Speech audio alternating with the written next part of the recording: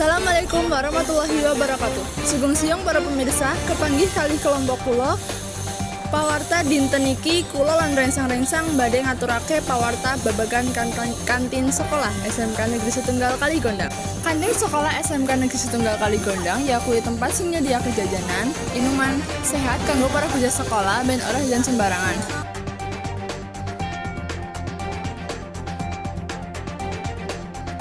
Kantin SMK Negeri Setunggal Kaligondang tansah resik saka sampah, ora ana sampah. Kantin nyediake panganan lan omben-omben sing sehat, mula siswa bisa tuku panganan lan omben-omben tanpa khawatir.